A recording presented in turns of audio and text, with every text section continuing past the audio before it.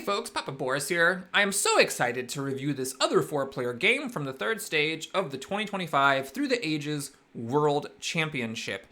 This game actually finished a little tiny bit before the other one that I already reviewed yesterday, but I'm choosing to do it second for narrative reasons. Watch before you, I shall weave a masterful story.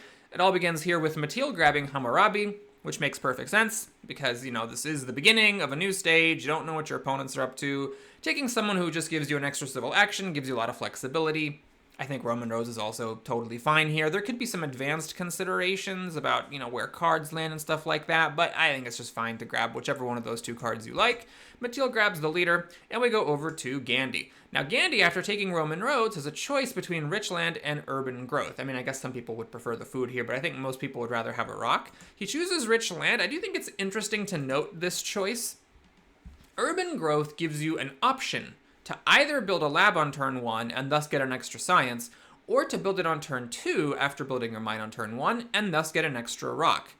Rich land doesn't give you a choice. You're just getting an extra rock. So why take rich land over urban growth? Well, it may be that you don't necessarily want to commit to building a lab. There are a lot of players who like to not build their second lab, and so when someone makes the choice of rich land here, I don't know how significant it is, but it points to the possibility that maybe they're interested in not going for a second lab, or at least, maybe they'll build a second lab on turn 2, in which case rich land is the same as urban growth, but they like to have the option to not build the second lab at all. So it's something to keep an eye on, because that means the person might do wacky stuff, like go for an early strength boost, or try to go for some kind of wonder rush or something like that. On my turn, I grabbed the pyramids. Again, I love Cleopatra. I would have been happy to take her, but here I'm just like, you know what? Let's just get a wonder. There's plenty of leaders. I'll get somebody or other, and let's just go for an extra action. It seems like a safe thing to do, and I'll take the urban growth.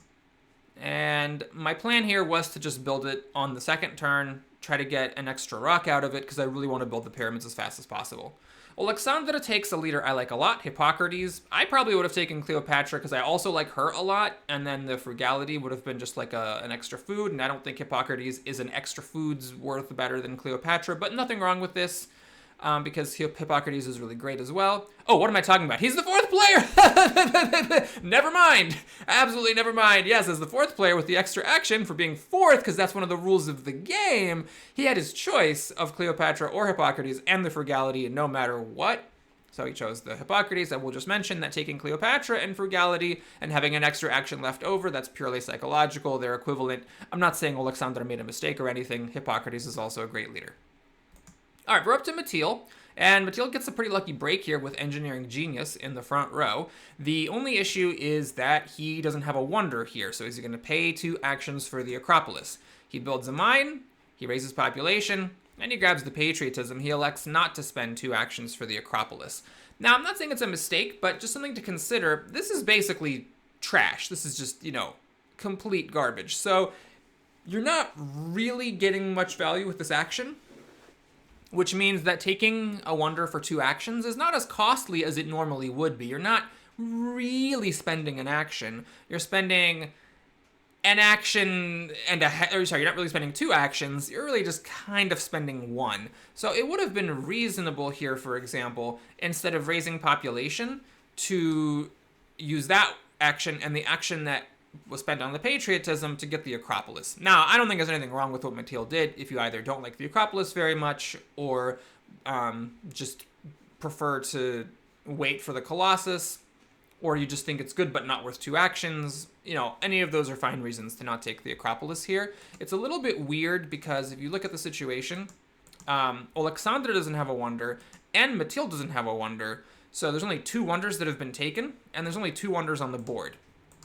So with 5 wonders in a 4-player game, it does mean that we missed a wonder. The Colosseum never made it into play, so had the Colosseum been in, then Mathilde would have had more choices. If you go with this line, you have to accept the fact that you might not get the wonder that you like because Alexandra might grab it, or it might end up in the second action row, and then you end up having to pay 2 actions anyway. All right, Gandhi goes. Gandhi grabs Aristotle. No one likes Moses. Makes sense. He plays Aristotle, builds a mine, and then raises population. A completely normal turn. And it's a bit unlucky for me because I would have liked Confucius. I like Confucius quite a bit because he gives science. I'd rather have science than what Moses gives, which is food. But you know what? I decided to take a stand for my homie Moses. I'm like, you know what? Let's prove to the world he's fine. I don't want to pay the extra action for Confucius. So after this, I build a mine. And then with my last action, I just raise population. Now, you could go for a little more here. You could go for the frugality, but the thing about Moses is that Moses doesn't really have the second turn doldrums because he can raise his population twice. He can get this worker and this worker out with 3 food. So with that, for 2 actions, urban growth for a third, there's only 1 action that I need to account for in the second turn, and I figure with Moses you sometimes end up in action debt problems because your food builds up and then you need to spend actions getting workers just to get out of corruption when you might rather be doing something else. I'm more inclined to pay my action debt instead of trying to sneak an extra food or an extra food and a rock out of here. And also, I already built a rich land. So if you were to like take a card from here, you'd want to build the urban growth and then take rich land. I don't think you want extra food as Moses because he already has a lot of food. But that's why I decided to pay my debts here and try to, instead of trying to sneak something else out, like get an extra stockpile here or something. Alexander is up, and Alexander gets Hippocrates down. He picks the Acropolis for 1 action. He raises population. And he gets his free food from the frugality, just a completely normal first turn. And Matil now has to pay 2 actions if he wants to grab the Colossus, which he does. And it's totally fine, although notice that had he taken Acropolis last time, this time he maybe could have taken Iron, which is a really crucial technology. But because he now has to spend 2 actions building the Colossus, it would be a significant, detriment. It would be a costly thing for him to now also be spending 2 actions for Iron. Now, Matil makes a move that surprises me here. He does take a card for 2 actions, but it's Knights.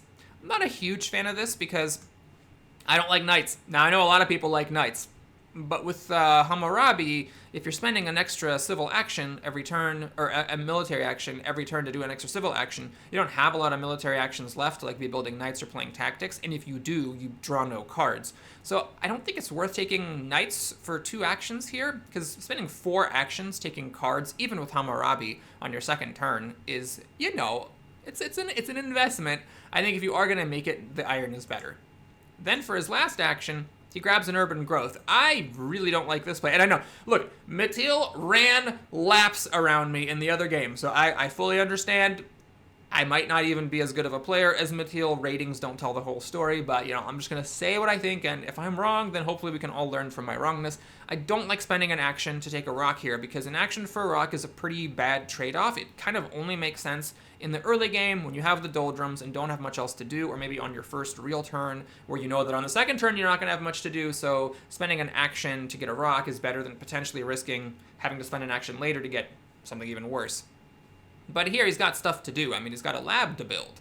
If he hadn't taken the knights, then he could have built a lab and raised population, or built a lab. He could have taken stockpile. As Matil, he's in a position to actually use that, as Hammurabi's in a position to use it effectively. Again, the Iron is a good thing to do here. There's stuff to do with your actions. I don't think he needs to here be spending an action to take a rock. But in any case, also, I want to point out, by choosing to get a rock instead of just building the lab, he's giving up a science. So you're giving up a science and an action for the rock. And you might say, well, maybe he doesn't want to build the lab that much, and he's just trying to focus on getting the wonder built. That's potentially fine, but the thing is then you don't need the urban growth, because then you're not even using it, and it's going to be a while before it happens. So I think that this is a little bit of an imprecise play. But he leaves himself with a worker, so he could at least use development of religion if that happens. Gandhi plays an event, but it's not development of religion, it's free science for everybody, which is huge to have this come up so early. And Gandhi, of course, as Aristotle, must be delighted that Iron is here for a single action. That came so bad, whoop, he just snapped his wrist off getting that into his hand. He researches it, gets a lab immediately. This is because of the free science from Aristotle and the 2 science from the event. So it's quite unlikely on your second turn of the game to get Iron going. Gandhi's in, I think, a really, really strong starting position here. And it makes sense to delay the lab to do this. Now, this isn't super likely, but it does show the benefit of not taking urban growth and instead taking rich land. Sometimes you don't want to build that lab on turn 2. He grabs a breakthrough, which I think makes a lot of sense. It's 2 science for an action, and with Aristotle, the more science you have, the more technologies you can take and research, so it's a good place to be. All right, so I'm up, and I think what for me is a little bit of an unusual turn. Old me in this situation would have just taken Engineering Genius, of course, because that's amazing. It's 3 rocks, and I can use it with the pyramids. Then I would have built a lab, gotten ready to finish the pyramids next turn, and then I would have simply raised my population twice to pay my civil action debt. However, one thing I have noticed is that in Weidenbaum's games, he and his opponents, to a degree, really prioritize these architecture technologies. So I decide to actually grab the masonry. I still raise population. I go into early consumption because I'm Moses and I don't want to have corruption issues. Old me, if I was to take a card here, would have taken cartography because I have the inhabited territory, which is good. This is the one that gives you 2 yellow tokens. So obviously that would be a very strong thing to get, and maybe even for that reason I should have just taken cartography instead of masonry. But I wanted to try this, and one of the things that I also want to mention about Weidenbaum is that he really likes the Silk Road. So that's been a real eye-opener for me because I pretty much ignore the Silk Road before I started watching his videos. I thought, man, this is like a gajillion actions, and this benefit is kind of speculative, so I would just only take this if like the stars aligned perfectly and pretty much never otherwise. But he actually goes for it pretty aggressively. He'll like, talk about if it's there, he'll talk about if it's not there, like at the beginning of the game when he looks at all the wonders and leaders, like, is the Silk Road in the game? And then like it's top of his mind. And since it is in this game, that makes masonry even better. So I have an eye on rushing the pyramids, and then if the Silk Road comes out, I can grab it for some culture and science, and then miscellaneous resource boosts. Alright, Alexander is up. He grabs cartography. He also played a colony-heavy game last time, so it makes sense he would go for this. And he gets Isabella as well, so that's further colonization bonuses, plus an extra rock. Having her in the 1 action spot is just incredible because I think she's just a great leader, even if the colonization never comes up. 2 blue tokens and an extra rock, so you make an extra rock every turn. That's an extra 33% rock production, plus the blue tokens to reduce corruption, so you can save things up a bit more. It's just awesome. So it's a huge coup for him that he gets her at the 1 action spot. And then he builds a stage of the Acropolis and grabs Bread and Circuses. Again, Alexander mauled us in the other game, so take my commentary on his play with a grain of salt. I would have just built a lab here. I don't think the Acropolis is a wonder that needs to be rushed. The strength isn't going to matter until these events come through, and so far only 1 person's played an event. Culture is, at this point, it's a turn or 2 difference. It's just a turn or 1 or 2 culture. It's not likely to be a huge difference. And this peaceful government change limit, again, it's not going to be something that needs to be rushed. You can get it when you're ready for it and then use it. So I think giving up a science for a stage that does nothing, it doesn't really make sense, and I would have preferred to build a lab here. But maybe he's trying to, again, keep himself open to not building a lab at all. Seems like a lot of people like to do that, so it could be a playstyle difference. And then the Bread and Circuses, that's fine. It's a way to fix his happy face at some point. And in this game, we do have Pierre d'Olympique, so there is, some long-term value to having the Bread and Circus there. All right, Matil's up. He builds a stage of the Colossus and then finishes it, thanks to well, he would have done it anyway, but Engineering Genius lets him keep 2 rocks, which means he can also build his lab. So he gets all that taken care of, and now he's got 2 actions left. What to do here? He puts the St. Peter's Basilica under construction. Now, in the other game, I commented when he put the Himeji Castle under construction, and he only had like 3 rock production. I was like, I don't like taking wonders when, you don't have that much rock production. I think this is actually a very interesting case study where the castle, arguably worked out pretty well for him in the other game, even though he had so few rocks. But in this case, I think the St. Peter's Basilica works out not as well. In general, I'm not a fan of taking a wonder when my rock production is at base, especially when I don't even have any rocks saved up. So for these 2 actions, I would have preferred a variety of other things. I would have preferred Monarchy, because with Hammurabi, you can revolt into Monarchy and then play another action at the start of the next turn. We saw how well that worked out for me last time, but it is a thing you can do. There's Cultural Heritage for extra science. You could just spend 2 actions taking Genghis Khan. Now that may not be tempting, because with Hammurabi you're getting only 1 card drop per turn, so maybe he doesn't have a tactic here. He probably does not have a tactic here, so it's a bit of a gamble to take Genghis here. But anyway, those are all things that I would choose to do. The leader, the cards, the just going into consumption to pay action debts, any of those things I would prefer over the St. Peter's. All right, Handy Gandhi is up, plays an event. We get a free population, which is another one of those things that's just like amazing for me. Well, okay, not amazing, but in the other game there was that one rebellion that only I Or is that in this game? Oh, sorry. Spoilers. Spoilers. I've just been like reviewing these games so much. I forgot what happened in which game. But anyway, this is something that kind of benefits me because I am already into consumption. So I get a 3 food worker, but everyone else only gets the worker out of the 2 spots. So they go into consumption and they only get 2 foods worth of value out of it. So I was really happy to see that as a nice little boost to morale at the beginning of the game. He upgrades another mine, builds the first stage of Roman roads. He takes the monarchy. With Aristotle, that makes perfect sense because you obviously get the extra science to help pay off the government. And then he takes the theology to fix his happy faces. And also get an extra science, which just completely makes sense. I would say that if you look at his rock costs, he had 5. So if he was going to upgrade a mine, that means he didn't have enough rocks left over to build a second lab.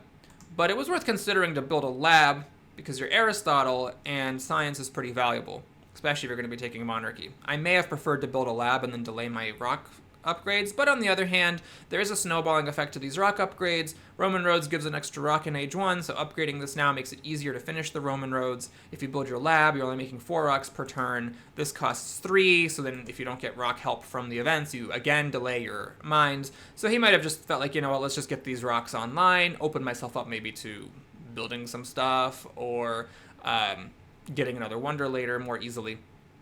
I think there was nothing wrong with his move. It's just worth thinking about getting the extra lab because you are Aristotle. All right, so I play an event. We do get the development of religion, so I don't miss out on it with my new ways of sometimes not going into consumption, so I'm happy to get that free temple. And then besides this, I get the masonry. I play engineering genius to build the first stage of the pyramids. I use masonry and 3 rocks to build the other stage. I now have 2 actions left over and what to do.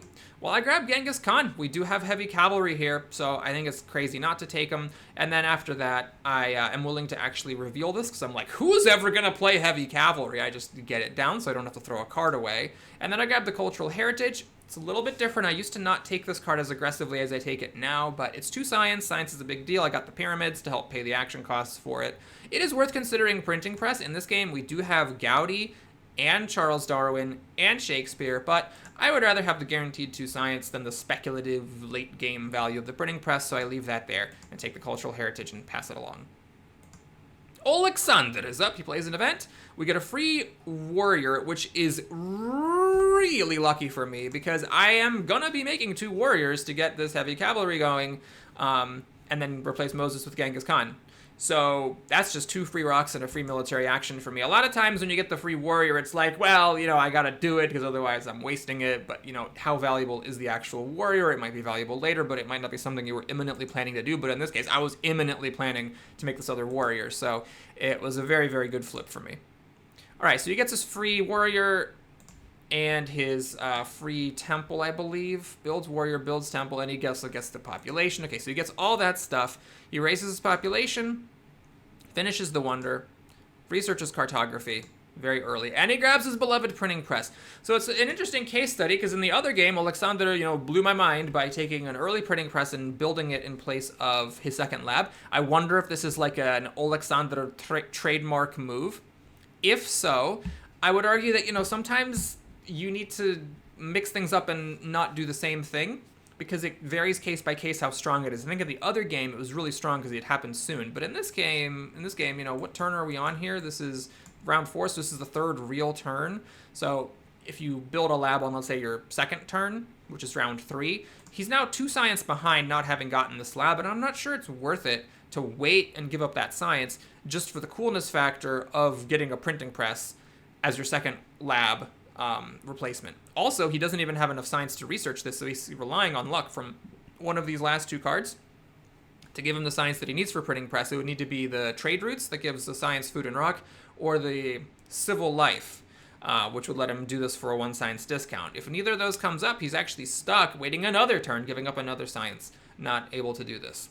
So it's not my personal preference. It does seem like a playstyle issue. I'm not saying it's a mistake, but I would say that perhaps in this case, this is a playstyle thing that may be less good in this case than it was in the other case where we saw it. Also, he chooses not to play Isabella here. I disagree with that as well. Hey, let's just disagree with everything that the guy who destroyed everybody in the first game is doing. Let's do that and see how well that works out for us. So Isabella here would give him an extra rock. Hammurabi, next turn, would give him an extra medical symbol, but that third one, all it does is give you an extra yellow token at the start of age 4. I'd rather have a rock now than a yellow token at the start of age 4, because that may matter, but sometimes it just doesn't matter at all. These first two are the critical ones, so I do just want to throw it out there for the newer players. With Hammurabi, if you have a leader to change into that gives you an immediate substantive benefit, it may be worth it to replace Hammurabi at just 2 and not simply to wait for 3 on principle, because he simply goes up to a limit of 3. So here on this turn, instead of taking the printing press, I probably would have just built a lab. And if you really want a printing press, you know, you could delay the Acropolis perhaps, and take the printing press. Although, of course, making your second lab makes the printing press arguably worse. But, you know, again, there's those leaders that synergize with it. And I would have definitely played Isabella of Castile. All right, so Alexander's up. He now does have a pretty big strength lead thanks to Cartography, the Free Warrior, and the Acropolis. So we have to be careful because he actually could now start doing aggressions on me and Gandhi here. Mathilde plays an event. We'll get free food, which I was actually very happy to see. I was so lucky with the AJs, because the thing is, I want to play Genghis, but I also want to get these 3 workers out, which requires 6 food, which I now have. And I mean, I would have definitely just played Genghis to start getting the culture and get this tactic online with this pressure from Alexander.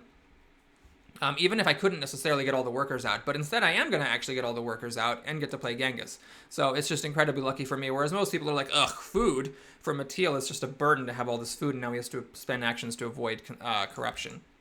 He researches the knights, raises population, plays this Patriotism A, and he makes a knight. He raises population again, and now he's out of actions. Oh, sorry, he's not. That was a military action. Now he uses military action with Hammurabi to grab Code of Laws, which makes perfect sense. And now he's going to pass the turn. Does he have Medieval Army? He does not. So he's at 5. And that's fortunate, because if he had the Medieval Army, then he would have been at 7 strength, which is really serious business. But of course, he's Hammurabi, so he's less likely to have Medieval Army. And if he has it, he's even less likely to have an aggression to use with it. All right, Gandhi plays. We get the Development of Civil Life. So Alexander is going to get to develop that printing press and make another one. So he lucks out with this. But I'm happy with it too, because the Development of Civil Life means that I get a free worker out of here. And then I only have to spend 2 actions instead of 3 to clear out my pool before playing down Genghis Khan. All right, so here Gandhi decides to just finish the Roman road, start collecting an extra rock. Makes perfect sense. He gets the fighting band to go with this free worker, so he gets out of trouble from aggressions from Mathilde and Alexander. And then he raises population to avoid corruption. And that's the extra food that he got from the food event. If he hadn't had to do that, then he could have taken Code of Laws. You might say, well, Boris, hold on, he's already got the monarchy. Does he need the Code of Laws? Maybe not. So it's not necessarily a huge loss, but it's just something to think about, you know, that he got this extra food from delaying consumption, but then because of that, he now had some pressure on his 4 actions to avoid corruption on this turn. All right, so on my turn, I have a wealth of riches available to me here. There's a lot of desirable stuff. I have Code of Laws that would be great for an extra action. I have Alchemy, which is great to fix my science. I could even take Iron here to fix my rocks. There's a lot of things to do, and I can't really do them all. So what I choose to do here is I clear out my token bank thanks to Moses, whoop whoop, and then we get rid of Moses, put down Genghis Khan, and build this 3rd warrior. As I've said before, for the newer players here, this is not because I'm trying to do aggressions and beat people up. This is for the 3 culture and 4 strength, so I don't need to worry about strength. I don't need to research technologies to get at strength issues. I am just like, boom, here I am. I'm winning any strength-based events that are in here. I had to invest very little in it. Just literally all I've built is 1 warrior. We start the game with 1, and we got a free one from an AJ event. So I've only built 1 warrior. I've spent 1 military action and 2 rocks, and I get 7 strength. Like, that's the power of Genghis Khan. And so now what to do with my 3 actions? Well, we can't take all 3 of these cards. I decided to choose the Alchemy and the Iron. And not without some misgivings, because there was that comment someone made on one of my early videos, like, damn, it's like hard watching you guys pass on the Code of Laws. I keep thinking about that, because, like, yes, you know, when you watch the good players play, they definitely prioritize actions, and I could research Code of Laws next turn. I could have researched Code of Laws this turn. I could have played Cultural Heritage for the science, taken and played Code of Laws, and then I could have taken Alchemy, for example, and passed on Iron. Now, my thinking was, that these are the last two copies of iron, because remember, Gandhi got that super early one. If I don't take iron here, there's a really good chance Alexander and Matil are going to take it, because if I, like, you know, do the Code of Laws, then this iron flops to here. Alexander is probably almost definitely going to take the iron. And then that snowballs, which means that this iron now would fall into the first action row for Matil, and Matil will certainly take iron. So then I have no iron, which is fine. You can win the game on bronze mines, but I just thought, you know what, it's still a ways to go before the age ends. I don't want to be in a position where I'm waiting for coal. Let's just take the iron. Is it too conservative? Maybe. Maybe it would have been better just to say, hey, I got 6 freaking civil actions, and yeah, I'm behind on rocks, but I have 6 civil actions. I would be the only one at 6. Everyone else only has 4 until, you know, I mean, yes, the Hammurabi kind of has an extra one, and so there's some monarchies out there, but I would have 6, just free, raw 6 with no leaders, no help, no nothing.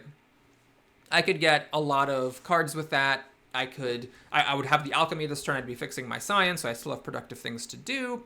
You know, it was a consideration for sure. But this is the road that I choose. So Alexander is up now.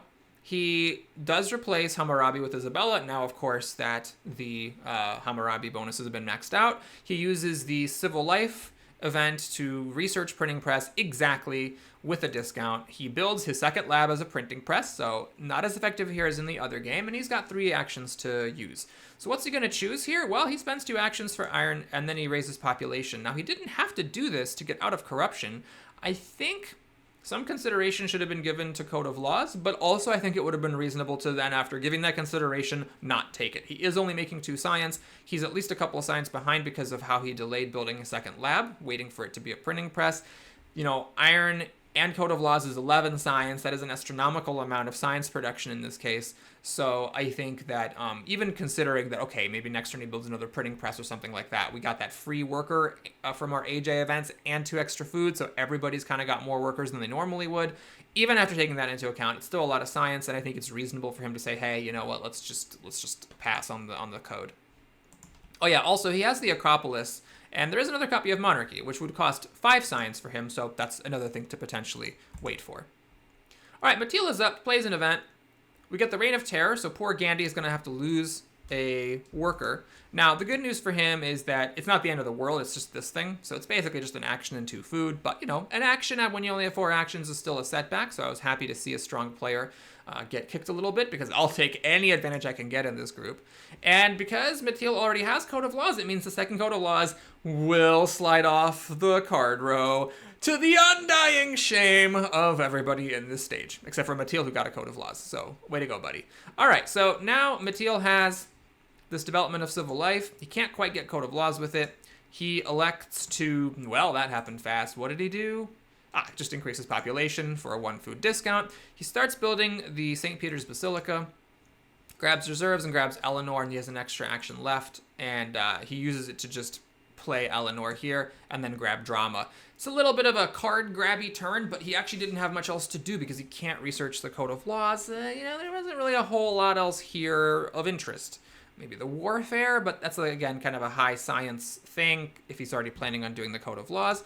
And, you know, the drama, that does go with Gandhi, it does go with Shakespeare. There isn't Bach in this game, and there isn't Marlene, so the 2 best leaders for drama aren't here, but there is Chaplin later on, and then Shakespeare and Gandhi in age 2, so it's, you know, if it ends up not being a big deal, then fine. And I also think that spending the 2 actions for Eleanor makes a lot of sense here, because it was a bit of a dry board for him.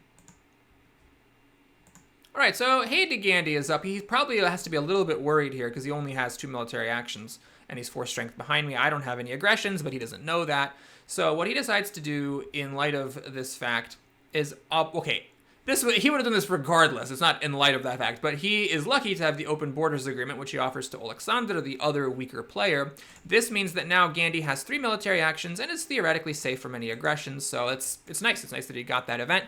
That is a little bit of karmic retribution. Okay, not retribution. Karmic payback. Okay, that still sounds bad. What is it called when you get something good because something bad happened earlier? Karmic. Okay, I can't think of the word. Anyway, that he gets a karmic benefit for the suffering he had earlier from the Reign of Terror. He gets that good military card, and now he's got extra draws, and he's safe and can do whatever he wants. What he wants to do here, after taking the Knights and getting a science, and the Warfare and getting a science, is to research the monarchy for all of the science. So he's really milked Aristotle here, gotten a lot of value out of it, and then he upgrades a mine. Now he spent an action to research the theocracy, which he's not using. So if he hadn't done that, he would have had 2 extra science, then he wouldn't have needed to take the 2 cards for 2 science to get the monarchy down. And maybe it would have made sense to not do this since he's not using it immediately. He could have, for example, spent an action to raise his population here.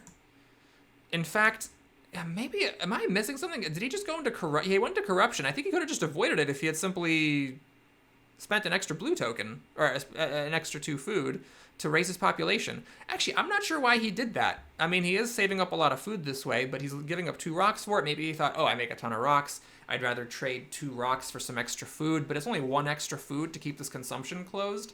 And he's got 5 actions, but with all this food built up, he has really heavy pressure against his civil actions. Yeah, I don't know. I think I would have done this differently. For some reason, when I was reviewing this game, I didn't pay that much attention to this turn. I was like, oh yeah, he took 2 actions to get monarchy, but then he didn't need those 2 for monarchy. I mean, maybe taking Knights in Warfare to get 2 science is fine regardless, but he could have researched monarchy, taken those cards, and then upgraded a mine and raised population, not been corrupt, and I don't think he would have had any hand space issues, right? Because he could have just researched monarchy first, and then he has... oh, he had breakthrough. I see. So he began the turn with breakthrough in theology and monarchy. But yeah, he researches monarchy, and then he can still take Knights in Warfare, upgrade a mine, and raise population. Yeah, I think Gandhi actually made a mistake on that one. There just was no reason for this corruption. The theocracy could have simply stayed in his hand. He would have had theocracy, breakthrough, warfare, knights, and a card to spare with the monarchy. And he can always research the theocracy next turn if he wants to clear out hand space. All right, so I play an event. It is Dark Ages, which I'm not happy about, so I get some karmic retribution for all my good luck here, because I lose the most science, and I was hoping for a strength-based event that somebody put in, but alas, it was this. The good news is that I still get to do my turn. I play Alchemy with Masonry and 5 rocks. I can actually upgrade both labs, so check out that value. And now with my 2 actions, at this point, I make a slightly weird play. This is gonna be significant later. I'm not gonna say it's gonna come back to haunt me, but it'll be significant. I choose to take both rich lands to get ready to, crash the gates with my iron, and I leave this irrigation here. Now that is something old me would never have done. But as I've mentioned, I learned from Weidenbaum that a lot of people at the top level of this game don't really consider irrigation to be that good of a card. So I figure, let's try this. It is a 4-player game. There are 3 copies of Selective Breeding. Maybe I'll wait for that, and I'll focus on getting these irons up and running. Also, there's the Silk Road, so I'm gonna want a lot of rocks. I want the rocks to upgrade my iron mines, and I also want 7 rocks to build Silk Road. I might not have the spare time to get this irrigation online anytime soon. By the way, here's Vast Territory. I don't remember if I put the inhabited territory in here or not, but with that, and with the fact that I now have Vast Territory, I might certainly have wanted to have cartography instead of Alexander. I could have had it here instead of masonry, but masonry has been pretty good for me, so I'm not saying I would change it, but it's just something to think about, that when you pass on cartography, you also give yourself fewer chances to get lucky in that game. All right, Alexander is up. Because of the open borders agreement from Gandhi, he doesn't have to worry about any military actions from me either, so he just raises population, builds another library, grabs irrigation, and rich land to help build it, and that's a solid turn. And he also gets the fighting band for an extra strength, so he's happy here. He's not the weakest. He's in no danger, and he's also making 4 culture per turn. But the difference is, unlike in the last game where he got that early culture lead, this time I have Genghis, who's giving me a ridiculous 3 culture per turn, so I'm able to actually go toe-to-toe with him on the culture front. All right, Mattila's up, decides to grab Alchemy and start fixing science. And in fact, a very principled turn. That's all Mattila does. Maybe you could consider monarchy or breakthrough here, but I think this is a perfectly fine turn. I probably would have done the exact same thing. Notice, though, look at this wonder. This is why I don't like taking wonders that I can't build when my rock production is low. Stuff keeps popping up in Age 1 that you want to spend your rocks on, and then this wonder just sits here, and the actions that you spent on it, 3 now, 2 to take it, 1 to build a stage, have given you no value in the short term. All right, Gandhi's up. He decides to raise population, builds a temple, raises population again, grabs the breakthrough for 2 science, and grabs a printing press, which is all totally reasonable, I think. It means that Silk Road is here. Something to think about is alchemy. That would have been good for Aristotle and in general to fix your science.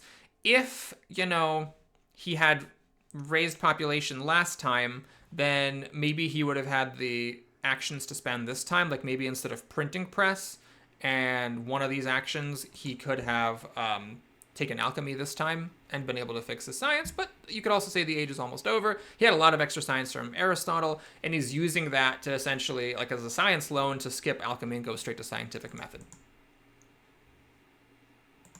All right, so I'm up here. I don't play an event because I don't want to play vast territory without cartography, and I didn't bother offering trade routes to anybody. The trade routes agreement, it's this thing where somebody can use a food as rock and someone else can use a rock as food. I could have done that here. I have this extra food sitting around, so I could have offered somebody the ability to use rocks as food and given myself the side of food as rock, and if they reject it, oh well, I didn't use my political action anyway, so I could have just tried it.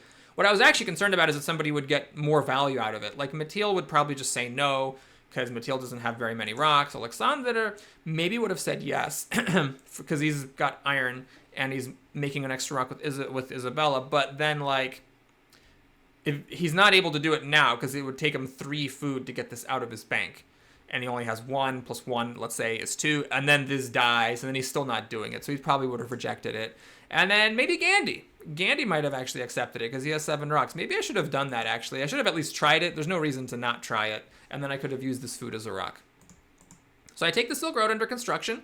I do iron. And then I make kind of a weird play. I upgrade a mine with rich land and another mine without it. My thinking is that maybe next turn I build the first stage of Silk Road. This activates right away, and then I can do a rich land for free to upgrade my last mine, and it's no different. If I had used this now, I'd have 2 extra rocks, and then I spend those rocks to upgrade Silk Road, and then I have nothing. So, I don't actually care whether I get the rock discount now or later. There's no short-term significance. So I decided to try for that as a fancy play. I don't play with Silk Road much, so I always feel kind of weird getting the most out of its benefit. But if I had a code of laws for an extra action, then maybe I would have an easier time getting yellow cards to do with this, but of course something would have had to give for me to have gotten the code of laws. All right, I toss away the vast territory, I get another defense card and another medieval army, so a very symmetrical hand here, and Alexander is up. He plays an event. Good harvest, so still no strength-based events for me. We all get 2 food. And now, of course, that food agreement would have been better because I'm going to be stuck with this 3 stupid food now, and it certainly would have been nice to be able to use food as rocks.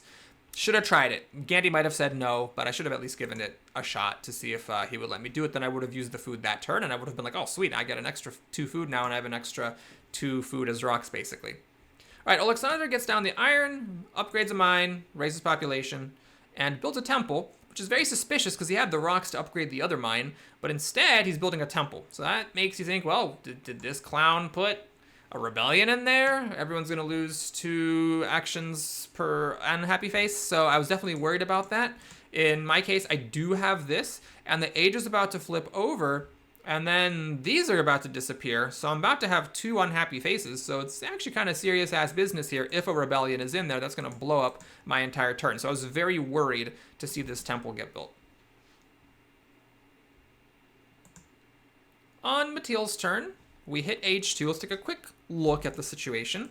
So I think Alexander and I are the best 2 players here. We have the culture lead, not just in culture, but in culture generation. Both of us makes twice or more culture as the other 2 players combined. We have okay science and rocks. Our food's bad, but everyone's food is bad. No one has fixed their food. Gandhi, I think, is doing all right with decent science, got full rock production going here. And Matil is maybe in last place, but Matil does have really good science here, along with me. And if Matil can fix the rocks and food, then Matil's going to be doing all right. So it's anybody's game. Obviously, that's one of the values of Through the Ages, is that it's usually not a done and dusted deal in age 2. So with that in mind, Matil is up. And does Matil play an event here? Matil must have gotten unlucky. Yeah, because you always want to play events with Eleanor, but Matil has no event, and Matil's not in last place or anything. So either Matil was afraid of the rebellion, seeing the same thing I did with this temple getting built, or Matil just didn't have an event that was playable. All right, so Matil gets 2 rocks. Not enough to finish the Basilica, which costs 7 rocks. The point is to make some knights and play an outdated conquistadors, which Matil got from the Colossus before ever even drawing cards for the turn, which was pretty sick. So now Mattil, even with the outdated conquistadors, is getting 3 strength. So it's basically the same thing as a phalanx, except that if Mattil can get swordsman, then the warrior goes up. That's an extra 1 plus 2 is 3 strength, and Mattil will suddenly have 13 strength. And in fact, look at what we have here. It's a swordsman. So Mattil raises population, takes a swordsman. And so that means we know what's coming next time. Next time we got a swordsman coming down, and Mattil's going up to 13 strength. So I'm like, oh, that's kind of annoying, because now I'm second instead of first, and any strength-based events for just the first player, I am now no longer able to benefit from. All right, now Gandhi has to sweat in the boots, even with the open borders agreement. So Gandhi decides to take Barbarossa. I would guess, I don't know for sure, but I would guess that was not Gandhi's top desire. Barbarossa is a bit of a niche leader. On the other hand, Gandhi does have 4 military actions, 1 from open borders, 1 from monarchy, plus the starting 2. So if there's ever a time where Barbarossa would be effective, now is that time. He plays Gandhi, researches knights with breakthrough, and then uses Barbarossa to get a knight. He also has a phalanx in hand, so he's able to get up to 7 strength. And then Handy Gandhi gets another knight with Barbarossa's ability. So he uses up almost all of his food. And now I actually am not even getting Genghis's 3 culture, which is significant because I'm having, some trauma flashbacks here. This is Alexander all over again. The games were progressing at around the same pace. So by this point, Alexander, wasn't like won. I think it was clear he won when age 3 started, but at age 2, if you'll recall, he was already in really good shape with like good economy, good science, and just a ton of culture generation. It's why at the start of age 3, the game was just about over. So I was like, oh my god, I need that 3 culture. It's actually a really big deal, so I don't fall 4 culture behind every turn, versus the highest rated player in the group who was, doing very well at that time in the other game. So a good move by Gandhi given the circumstances. I would guess that he probably would have rather played Michelangelo and gotten 2 culture per turn. Plus, with his incredible rock production, the ability to take wonders from the card row without paying extra civil action. And in this game, we had some, interesting wonders. He has Oh, I beg your pardon. I mixed up my players. He has a Happy Face solution. Granted, it's only in age 1, but he could have gone for the Temple or the Kremlin and used the Temples to make up for the Happy Face. There's Statue of Liberty for 3 tokens. If he gets a good colony from age 2, there's this. People like the Louvre, an early transcontinental railroad could pay itself back and give him 5 strength, which is a huge amount of strength at this point in the game. So I would guess he would have preferred to take Michelangelo, but who knows? Maybe he likes this approach and just, going super strong. And he would have done it even if there wasn't this pressure from his opponents. He grabs Frugality for some extra food, which is interesting because it's quite speculative. But on the other hand, he cannot take a leader. He already has Warfare, and he could take Drama, but it's a bit speculative, and there's no Bach, who is the best leader for Drama. What else would there have been to do besides Frugality or in taking Drama? Well, he could have built another temple, but he doesn't need the Happy Faces. Maybe another lab, but then he's out of workers, and maybe he wanted to make sure he had some workers to spare. So perfectly fine to take Frugality, even though it's not doing anything at this particular moment. Well, selective breeding. All 3 copies are here. All 3 are here. And no one has committed to irrigation yet. Alexander has irrigation, but might take selective breeding. He might not, but he might. And then Mattil definitely wants selective breeding, and Gandhi wants selective breeding. So I was like, nope, there's no dicking around. I think it's mandatory to take selective breeding, which on the one hand is good, because it's early and I can fix my food relatively early, but on the other hand, it's kind of bad because I really wanted to do the Silk Road, upgrade the Iron Mine thing this turn. And on top of that, I now have this issue of like, I'm not getting my culture from Genghis Khan, so I have to take the swordsman, and in fact, I need to research them right now and upgrade 2 of them, which is all I can upgrade with my 2 military actions. So I get my 3 culture online, and well, it kind of sucks. It does just horribly suck because I have to now delay upgrading my mine, or if I use rich land I can upgrade my mine. There's nothing wrong with that. But if I upgrade it with rich land, I don't get the synergy with Silk Road because I didn't have a chance to make a stage yet. And if I upgrade it without rich land, then I don't need the rich land. Well, I do. I guess I could have used selective breeding on it. Interesting. I think I made a mistake here. I built the first stage of the Silk Road, but I actually should have just upgraded another mine with 3 rocks without using rich land. And then in the future, I could have built the first 2 stages of Silk Road, researched selective breeding with cultural heritage, and then played rich land and gotten the bonus. Let me see. I would have had 6 rocks. So 6 minus 3 is 3, and then Richland gives me 3, so I just need 1 to upgrade to selective breeding. Yeah, I would have had the rocks to spare. Oh, yep, I just threw a rock away. I threw a rock away for no reason here. Whoopsies. All right, well, I throw away my 2 medieval armies because I'm happy with the cavalry. Now, you might say, well, hang on, but you're going to have to get rid of Genghis at some point, and then if you throw away the medieval army, it's hard to switch out, which is true. But I might actually end up needing these defense cards because Matilda's about to go to 13 strength, and who knows what the hell Gandhi's planning on doing with Barbarossa here. Well, I guess he's out of food, so maybe not much. But, you know, I was actually concerned about this, and plus there might be colonies here that I want to fight for, so I threw away the medieval armies. I accepted it. It's still early in H2. Genghis Khan might stick around for a while, and so I kept the defense cards. But this is why, you know, having extra hand space is good, like with the library and stuff. All right, we get rats, which I'm fine with because I don't need this food. Although I do have selective breeding, so it would have been helpful eventually, but for the short term, it doesn't do anything. Still, it does suck, and eventually, I am going to wish I had some extra food. He upgrades a mine, gets the bread and circuses, builds a bread and circus, so it's very obvious what he's doing here. I mean, why would he get bread and circuses? It doesn't even need the happy faces. Well, the strength matters now, because of this mounting pressure from his opponents. And he's got 4 different urban buildings, so there's Gaudi, which he's clearly going for, just like he did in the other game. He also grabs the warfare, because he might need that to ward off his opponents. Something to think about is he has a free theocracy, because he has 6 urban buildings. But of course, it's not free. It costs 2 actions. What 2 actions could he have used to get that free theocracy? Well, he has to develop and build a bread and circus. So it would mean that he doesn't take warfare or upgrade his mine. And that's, you know, it's costly because you want to get your rocks going, and then this might be helpful later for some extra military actions. This third one is illusory because it's coming from the Open Borders Agreement, which will expire at the end of this age. So I think it was fair to take the warfare. But, you know, the theocracy is worth thinking about with the extra culture, the extra strength, and the extra military action. 2 actions could be considered a worthy expenditure for those temporary benefits because he still has the 6 buildings. That means that the constitutional monarchy only costs him 6 science and the republic only costs 5. And he makes 3 per turn, which isn't great, but, you know, with some effort and some austerity measures, he could potentially, like, do this and then benefit from it to the tune of 2 actions and then switch out to Kanman or the republic when that happens. This is a perfectly reasonable move, though. He doesn't take selective breeding, but he's got the irrigation as a backup if the selective breedings don't wheel. Matil is up, plays an event, gets 2 cards from Eleanor. It's the Crusades, so he steals 4 culture from Alexander. And now he researches the swordsman and takes selective breeding and blip. And suddenly he's at 13 strength, as Eleanor is a menace. I'm actually in danger here. I need 2 defense cards to defend against an aggression because I'm 4 strength behind, so it's actually kind of just ridiculous. I thought I would be sitting pretty with Genghis for a while and the heavy cavalry and now the swordsman, but it turns out that is absolutely not the case.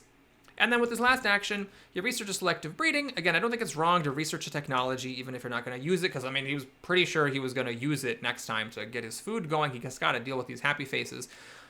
Although, it's worth noting, he's got this St. Peter's under construction.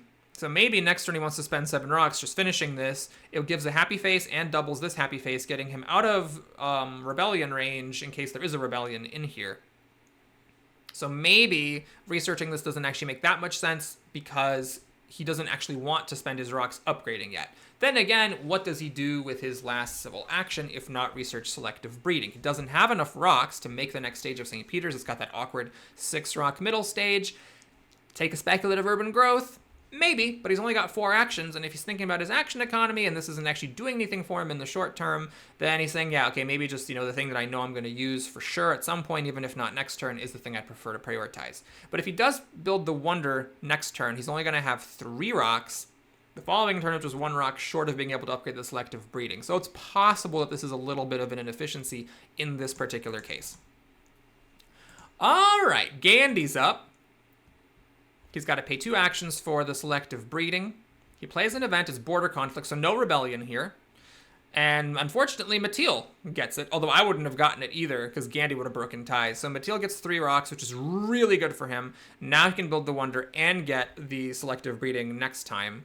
And Alexander loses an urban building farmer mine. Of course, Gandhi's got to take selective breeding. He researches it. upgrades once, upgrades twice. A very principled turn, totally respect it. He does pass on Opera, so he might need to have a way to deal with the culture, because he's only making one culture per turn. But on the other hand, his economy is just about fixed, just needs a bit of help with science, and there is another copy of Opera in the deck, as well as 2 copies of journalism, so he's going to have some other options later on to fix his culture. I think getting the food online, prioritizing economy is totally fine. Especially because he has Barbarossa, and getting the food online means he actually now can make use of Barbarossa's ability to push his strength even more. On my turn, I upgrade a warrior to a swordsman to just get ahead of Gandhi. Notice it doesn't affect the culture. At 9, I break ties on my turn. I would have gotten the 3 culture, but again, I just always assume that my opponents are clowns who will shove anything into the deck. I think, in fairness, this group is actually a little bit more moderate, because in the first few turns of this game, there weren't that many events going in. I think this is just like our first reshuffle, if I'm not mistaken, and we're already in Age 2. But still, I have that mindset, fair, deserved, or not. So I want to be beating Gandhi and not rely on tie breaks on Alexander, Metil's, and Gandhi's turn, so that I don't get hit by any of the 2 weakest players things, or so that I can benefit from like a foray, which is the 2 strongest players. So I think it's worth a rock in a military action. In addition, I finish the Silk Road to get my science and my culture going, and then I upgrade this for free. I could have done that without finishing the Silk Road, because the benefit of the Silk Road is immediate. And now what to do with my last 2 actions. Because of the Dark Ages, I can't research selective breeding without the help of cultural heritage, but I decided to take the Opera and the Urban Growth. So it's a little bit aggressive, a little bit greedy, because what I should be prioritizing is obviously the selective breeding, but there's no rich land here, there's no reserves here, there's nothing that will help me upgrade my farms. And I want to have this Opera. I got Masonry, so it only costs 7, and I got Urban Growth with Silk Road! So it actually decreases further by 3, so that's a 4-cost Opera that I've got going on here, and that would give me 3 culture per turn. It would get me ready for, okay, it doesn't actually get me ready for anybody, because Gaudi and Shakespeare are both here, and they're probably not going to be there on my turn, and that's it. Bach is not in this game, but still, Opera is a 3 culture per turn thing. I want to try to be greedy and get my culture above, or at least in parity with Alexander's, so that I can get into Age 3 with a culture lead and have more flexibility about how to play that age. For better or worse, that's the turn I go with, and then I pass it. Alright, so Alexander is up, and Alexander takes a really interesting turn here. This is one we're going to talk about a fair bit. So, as a little puzzle here, what would you do as Alexander? The border conflict is here. You have to lose an urban building, farm, or mine. How would you play this? So, for me, what I would do is I would blow up a mine, because I just think, that's the cheapest thing here. And the question now is, do I want theocracy? Right now, Alexander is 7 behind Metil. And so that would mean that to ward off an aggression, he would need to have an Age 2 defense and an Age 1 defense. An Age 2 defense on its own is only 4, plus 2 is 6, and it's not quite enough. So theocracy would put him at 7 strength and a 4th military action. So now a single Age 2 defense would be 4 plus 3, which is 7, and that would be enough to defend against Metil. It also means he has 4 military actions, and there's only 3 strength behind me, and only 2 strength behind Gandhi, so neither of us now would be motivated to attack. Even with the open borders, which Gandhi likes to use, even with the open borders, Gandhi's only 4 ahead. He doesn't really have any incentive to piss off Alexander and make him bleed military cards. So I think the theocracy actually makes a lot of sense. So what I would do is I would take and research the theocracy, take Gaudi, and play him to start getting 4 culture per turn. And then, even with the 2 tokens being lost from Isabella, I don't need to worry about corruption, so I would take Riflemen, because the Riflemen are just desperately needed. Next turn I can research them with exactly 3 science, and I can get 4 flat strength and permanently get out of dodge. That's my turn. Take research theocracy, take Rifleman and Gaudi, and then spend the free action to actually replace Isabella with Gaudi. A more aggressive line might be, okay, save your 2 actions here, build a mine, take Rifleman, take Gaudi, replace Isabella with Gaudi, and then, do something else. I'm actually not sure what, because you blow up the mine and you build the mine back as an age 1 for 5 rocks. You don't have any other workers left. And you can't research irrigation because you do need to get Rifleman next turn. So if you don't take Theocracy, I don't think you actually have a really good use for your extra civil action. So that's why I think the greedy turn of not taking Theocracy and saving 2 actions doesn't really work that well, since you don't actually get anything from the action that you saved. Anyway, that's what I think I would do here. Now, Alexander plays an event. We get Barbarians, which thankfully does nothing. Had I not upgraded that Swordsman, I would have had to lose a worker, and that would have been actually quite bad, because I don't have a worker to spare. This is an idle worker. It would go back in the bank. I wouldn't be in rebellion, but I don't have the food to bring it back. So I am just losing a worker, which is pretty rough. So I'm glad I don't actually have to deal with that. I would have lost on tie breaks to Gandhi and been one of the 2 weakest with Alexander here. So good thing I did that. A very well spent rock to upgrade that last Swordsman. And so now, again, that's what I think Alexander should do. Or what I would do in his position. Take and play Theocracy, take and play Gandhi, take Rifleman for next time.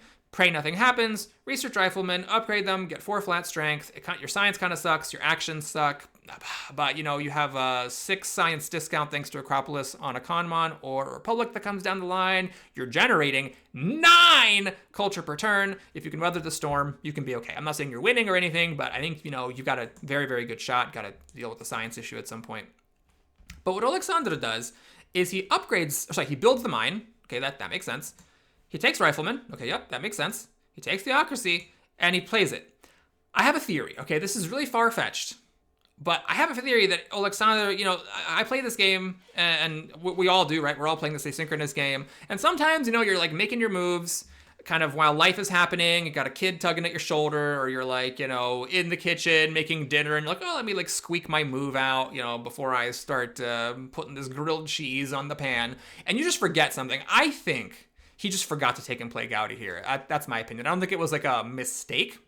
I think he just straight up planned his turn in advance, then it came to be his turn, and he just literally forgot to do it. If I could talk to Alexander, or if you're watching this video, like, let me know if my outlandish theory is correct, because I would be hard-pressed to think that someone who set it up this hard for Gandhi could get 4 culture per turn from Gandhi, and basically not change his turn much at all, except just not building this mine. Just take Gandhi, take Rifleman, take and play Theocracy. All you're doing is you're giving up 2 rocks to not build this mine right away. I feel like that's it. Now, maybe you say, well, Boris, he did build the mine, so he didn't forget. Maybe he judged that playing the mine was more important than getting Gandhi. That's possible. So it's a little bit of a stretch of a theory, but I can see myself making that mistake where it's like, oh, let me just do my turn real quick, and I mix it up. I forget that I was supposed to take Gandhi, and I build a mine instead, and then oopsie, and the turn passes. All right, so Mattil is up, finishes St. Peter's Basilica, has 3 rocks left over thanks to the border conflict, but that's still not enough to build a selective breeder.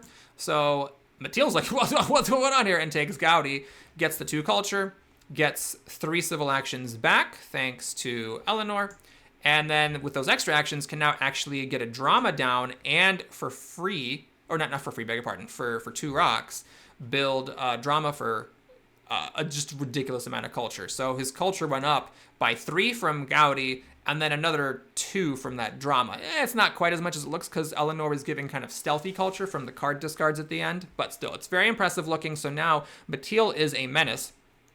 Good science. Rocks are a problem, but food's about to be fixed. Culture is incredible. More culture than anyone else. And of course the highest strength, which has latent value by pressuring opponents into making suboptimal moves and possibly winning stuff from the events. So really great position here for Mattil, and even an extra action left over, which of course it makes sense to grab Frugality here because we're about to fix the food, and then the 3 food could actually matter quite a bit. So I'm a little bit sweating in my boots. I was like, man, this is why it sucks to play against people who are better than you, because I thought I would be sitting pretty with Genghis and a swordsman-infused heavy cavalry, but it's not very clear that I'm actually even in the best position here, let alone a good position, let alone the best one. All right, so Gandhi offers me a free food, which I'm a little bit dubious about, but on the other hand, I'm not going to reject a free food, and I'll give Gandhi the extra rock. Is it a mistake? Possibly, but he was already making 6 rocks per turn. It's just a 7th. It looked like the kind of thing that you do just to hope to get something, hope to make your opponent an offer that they won't refuse. So I think it was perfectly fine for him to offer it, and I think it was okay for me to accept. He chooses Catherine and uses Barbarossa one last time, and now plays Catherine. So now he is threatening to use Catherine next turn to steal a token, well, to make Alexander and me lose a token, and then to get a extra yellow token himself, plus he's generating 2 culture per turn, which he needs, and an extra military action, so a strong leader for him. I think it makes more sense than Shakespeare or Darwin. He also grabs Scientific Method to fix his science, steals, or he plays a heavy cavalry from his hand, which is crazy. You don't see that very often in any situation besides Genghis, but I think we actually saw it in the other game as well, unless I'm getting them mixed up. And now here, it wasn't just taking mine, it was from the hand, saved from age 1, which is just wild. Gets an extra rock out of it. And he also puts the Louvre under construction, which next turn, with 15 rocks, he'll be able to build and get his culture up to 8. And it's like, God, there's just like no breathing against these players. Now he's going to have 8 culture. I am only going to have 3 because Genghis is really shut off, and it's going to be difficult for me to keep up. So in H2 here, my opponents are playing pretty well, I think, and things are just kind of starting to slip away from me. So now on my turn, what do? Well, I play an event. We get a developed territory, which I try, but Alexander wins it with cartography and just a single warrior and a single defense card. And now I can't really raise my strength. I have no workers. So even if I took the cannon and researched it, I wouldn't have a worker to use it in. I wouldn't have a tactic ready to go for it. So I'm a little bit tight. I'll take the cannon. I'll research selective breeding, upgrade it once, and then I take the organized religion. I think I just need to have this to fix my happy faces. And it kind of sucks. I didn't use a card here for Silk Road, but I just thought it was risky not to take the cannon. There are, of course, 2 other copies of cannon, one of which is here, one of which is still in the deck. So I could have maybe not done cannon and instead done cultural heritage. But on the other hand, does that really matter that much? What I would have liked to do is get opera and urban growth, but I need to, upgrade my food first, start to get out of the food situation. With the food agreement, I am 1 food short of making another worker, but I need to get my workers in order to be able to start making more military. And organized religion is the best way to do that, so I didn't want to wait for the other copy. I wanted to just get it now to have the option to upgrade it next time.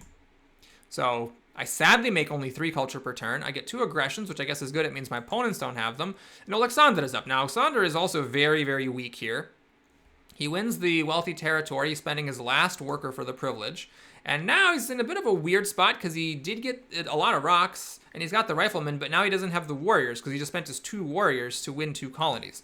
So what he does here is get irrigation down because he missed selective breeding, and he upgrades both farms, which is fine. And then he gets warfare for the extra military action and a little bit of strength. But that does mean he can't research riflemen, so it's going to be a little bit tricky for him to get out of this military jam. So he passes the turn here. And we go over to Matil. Matil plays an event. It's immigration. And this is very good for Alexander, who has 5 happy faces along with Matil. So the 2 of them get a free population, which means that both of them now can do more stuff. And Alexander especially is going to benefit from the ability to make some military units. Matil grabs efficient upgrade. Constitutional monarchy, of course, is very strong, though he's going to be 1 science short of playing it next time. He upgrades a farm, and then he passes the turn. So Gandhi's up, builds the Louvre, very principled turn, has really great culture now. Gandhi's a bit behind on raw culture, because it took him a while to get here, but now he's going to start catching up pretty fast. He's 20 behind me, but he's making 5 more than me every turn, so that's only 4 turns from now, and then we're going to be equal. He also used his Catherine power to make me and Alexander lose a yellow token and get an extra yellow token himself, so a good start to the turn for him. Then he raises population and researches scientific method to get ready to upgrade and fix his science next turn. Instead of raising population, actually no, he needed to raise population to get out of corruption, right? Because that cost 4, so that's 2 tokens. Yes, so he would have been corrupt if not for the raising of the population. So yeah, now he could wait on the scientific method and instead grab cannon for the future or justice system. He doesn't have a whole lot of science, so I can see why he maybe didn't care about doing that. But I think maybe I would have taken cannon here because the other cannon is here. All 3 cannons showed up fast. I took 1, and here's the other 2. And he doesn't have the rifles. There's only 1 other copy of rifles in here, so if he doesn't take cannon, he might end up having a problem with military technologies and getting tactics online. So maybe I would have taken cannon and waited on playing the scientific method. All right, so it's over to me. I'm not liking my position. I play the cultural heritage here for the science, and the reason for that is so that I can take Robespierre, get rid of Genghis Khan, take constitutional monarchy, and then just research it with the rebellion and Robespierre. Now, that does mean I'm losing 4 strength, which is not great.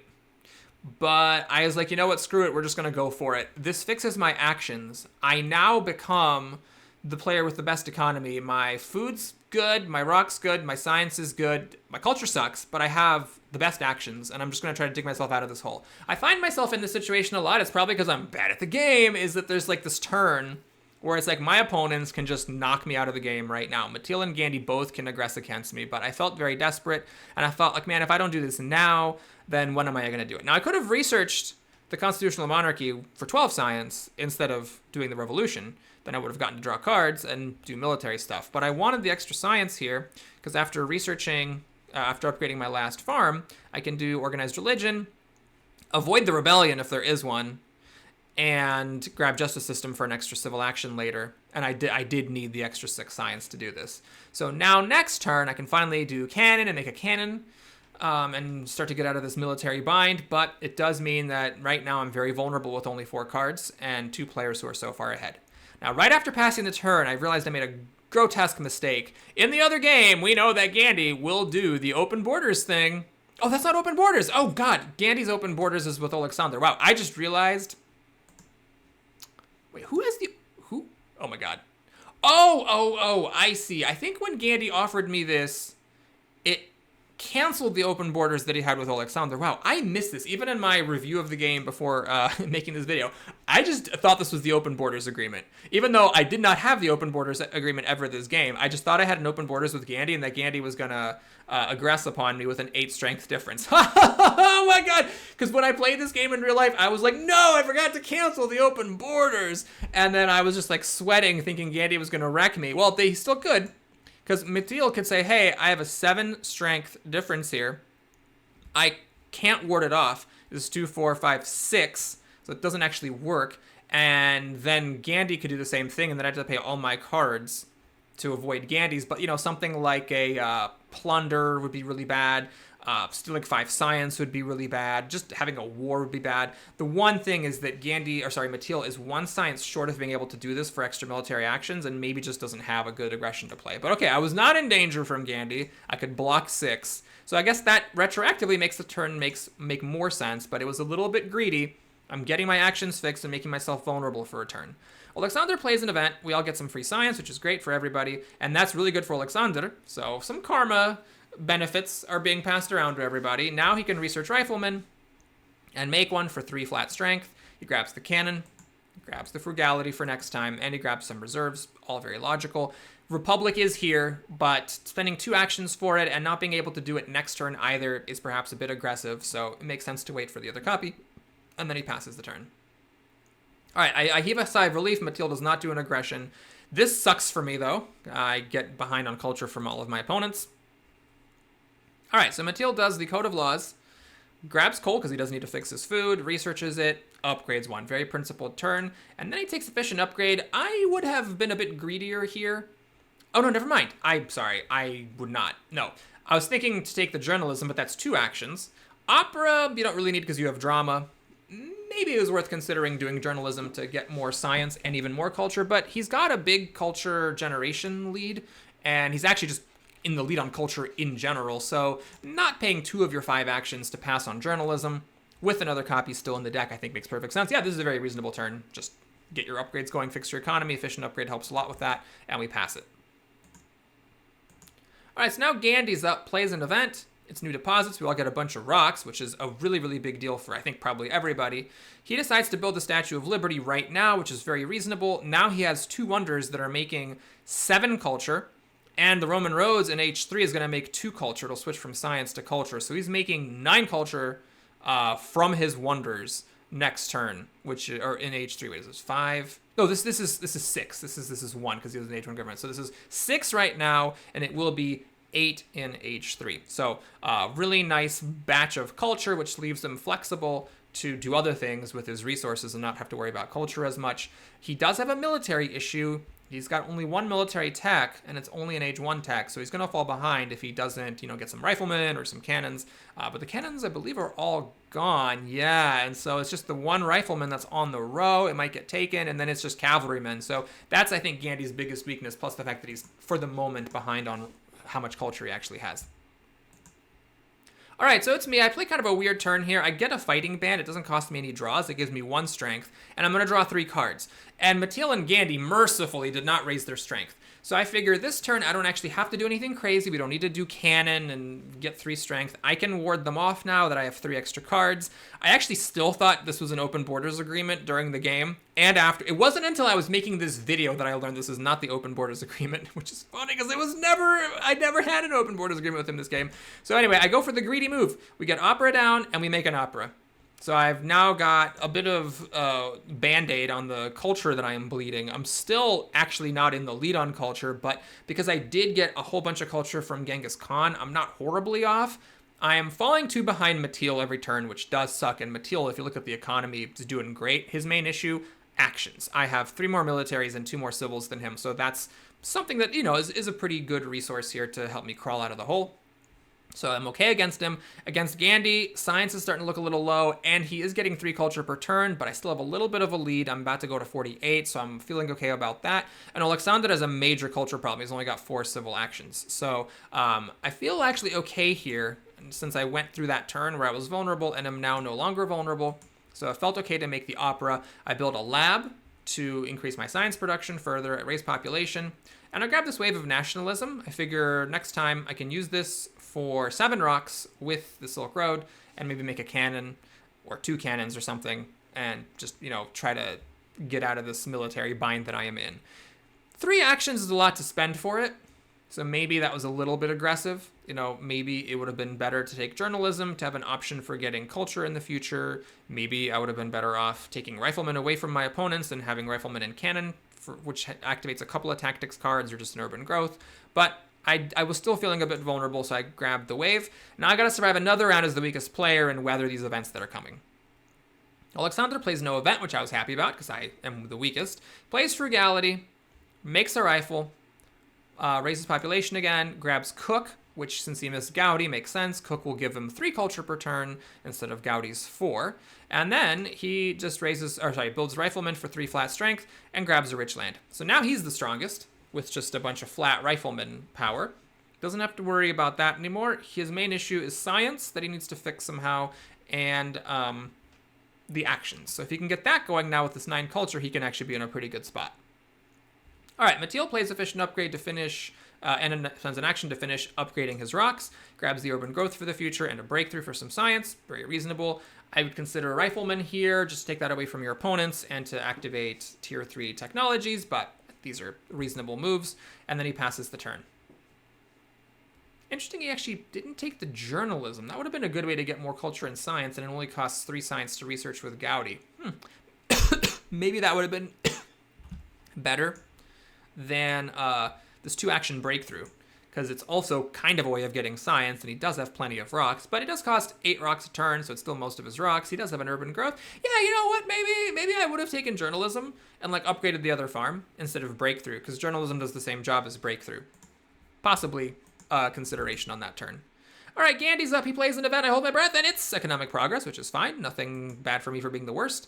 He upgrades the lab, grabs the rifles, which he really needed, researches them, gets these upgrades going, and then I'm holding my breath here. Does he have a classic army? Does he have a classic army? Does he have a classic army? He has conquistadors, which is only 1 more strength than heavy cavalry, so that's pretty good, all things considered. He could be at 20 if he had gotten the classic army.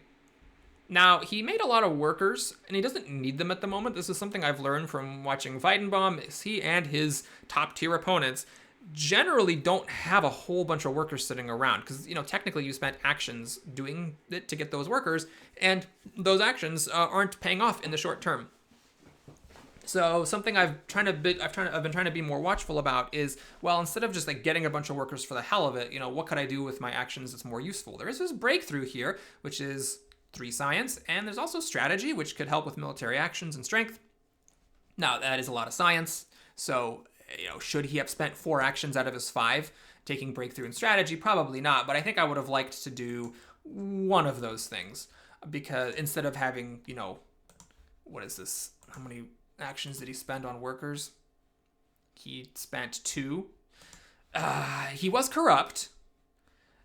Would he have been stage 2 corrupt? I don't know. So maybe he had to avoid stage 2 corruption. But if just one worker would have been enough to avoid corruption, then I think that taking...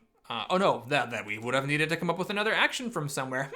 Okay, maybe there was no choice. Maybe he just had to... If he had to do it once, he now doesn't have 2 actions left over to take one of those cards. Okay, never mind that whole train of thought. And we go over to me. So this turn, because of the economic progress, I can actually spend... What is this? 1, 2, 3, 4 actions, 5, 6 actions to take and build a transcontinental railroad. I wouldn't have done this if it wasn't for the economic progress, so I got very lucky that that card out of the 5 flipped up. But with that there, I think you got to take this opportunity because it's 5 strength. It fixes my problems without any science or rock or worker expenditures. I'm not even corrupt after I finish it, and I can take the strategy, which I have good science, so it's just a good thing to support. One thing I wonder about looking back is why didn't I research justice system? Could have researched it, and I still could have done strategy next turn. Of course, that means I cannot do cannon, but I think having an extra action at this point as we get to H3 and going up to 8 would have been really strong, and it would have been worth, you know, delaying either cannon or strategy by a turn. But I pass the turn here. I get rid of my age 1 colonizations in case you are a new player.